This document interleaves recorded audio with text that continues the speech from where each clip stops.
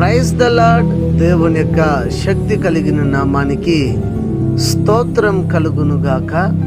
ఈరోజు దేవుని యొక్క వాగ్దానము కీర్తనల గ్రంథము 145వ సంకీర్తన 16వ చరణము. నీవు నీ గుప్పిళ్ళని విప్పి ప్రతి జీవి కోరికను తృప్తిపరుచుచున్నావు అని ఇక్కడ రాయబడి ఉంటున్నది. ప్రియులరా, దేవాతి దేవుడు తన గుప్పిళ్ళని విప్పి ప్రతి జీవి యొక్క కోరికను దేవుడు తృప్తిపరిచేవాడుగా ఇక్కడ మనం చూచుచున్నాం. ప్రతి జీవి కోరికను తృప్తిపరిచే దేవాతి దేవుడే తన స్వరూప్యంలో, తన స్వరూపంలో నిన్ను నన్ను చేసుకున్నాడు, దాచుకున్నాడు. మనల్ని దేవుడు అమితంగా నిన్ను నన్ను ప్రేమించాడు కనుకనే సిలువలో తన ప్రాణాన్ని నీ కొరకు నా కొరకు బలిగా అర్పించాడు. ఎంతటి త్యాగం చేసిన దేవుడు నీ కోరికను తీర్చడా? నీ అవసరతలను ఎరిగి ఉండలేదా? నీ అక్కరలను తీర్చడా? నీ మనవిని వినడా?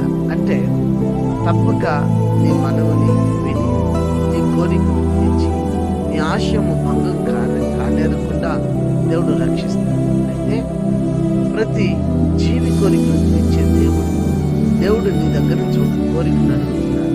ఏంటో తెలుసా? ఆయన కోసం ఈ భూమి మీద సాక్షిగా బ్రతుకుతావా? ఆయన కోసం ఈ లోకంలో నీవు మాదిరిగా బ్రతుకుతావా? ఆయన కొరకు ఈ లోకంలో ప్రకటిస్తావా ఆయన అని దేవుడు అడుగుతున్నాడు.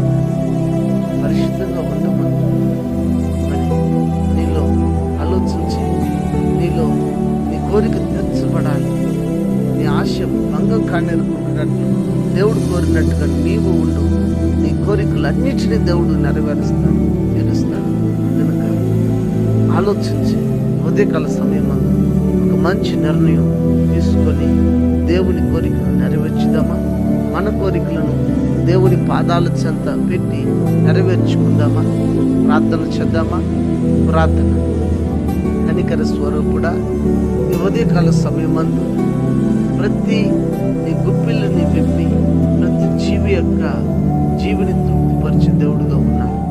ప్రతి వాటికి ప్రతిఫలం ఇచ్చే దేవుడుగా ఉన్నాడు అన్నట్టు ఈ సముఖంలో ఉదయకాల సమయమందు మేము మోకరించుతున్నామయ్యా. మా ప్రార్థన ఆలకించి మనవులన్నిటి నెరవేర్చి అని ఎవరైతే ప్రార్థన చేయించున్నారో మన ప్రార్థన ఆలకించి, అనారోగ్యం చేత ఉన్న వారికి ఆరోగ్యాన్ని దయచేయండి, ఆర్థిక ఇబ్బందులు ఉన్న వారికి విడుదల దయచేయండి, రక్షణ లేని ప్రజలకు రక్షణ ఇవ్వండి. మీరు అక్కడ కోసం దేవా ప్రతి ఒక్కరిని సిద్ధపరచమని ఘనత మహిమస్తుంది మీరు పొందమని క్రీస్తు పేరట ఈ ప్రార్థన సమర్పించి అడిగి వేడుకొని ఉన్నాము తండ్రి. ఆమేన్. God bless you. దేవుడు మిమ్మల్ని దీవించి ఆశీర్వదించుగాక. ఆమేన్.